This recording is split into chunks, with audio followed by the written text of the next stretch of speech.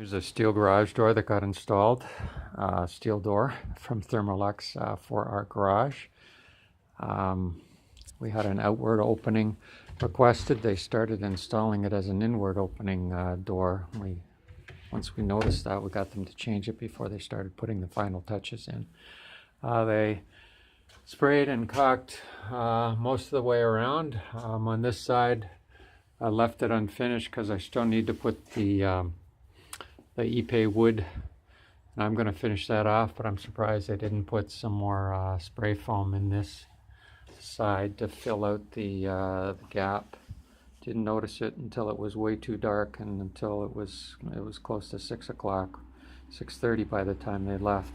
Not crazy about the caulking that they used on the bottom here, black instead of the bronze to match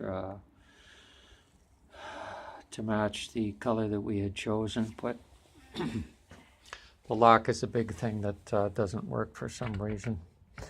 The handle's on the upside and the lock on the lower part.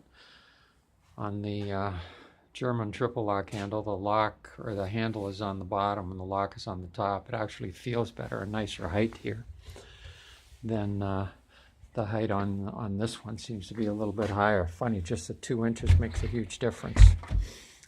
So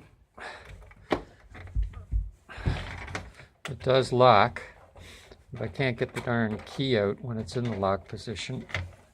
When I open it, the lock does come out. So here's the lock. Boom, that works. Can't get the key out unless I put it in the open position, and then the key does come out. And on the inside, even if I get the garage door for the cars open to lock this thing, without the key, the deadbolt doesn't come out. So we'll get them to try and fix it. And on the inside, they did a good job with the opening and putting it in place. Unfortunately, the opening towards the top was a little bit bigger than expected, and I was okay with that as long as they took it down, and I would frame it up and drywall and fix it in there. And I was okay with putting the trim on the inside of the garage. So I saved them a little bit of time and work. That made up for the fact that when they took the framing of the old door out, there were holes at the very bottom. You can see it's at ground level there. I had to fill it in with concrete, the holes, because they were going to fill it in with spray foam, which is crazy to me.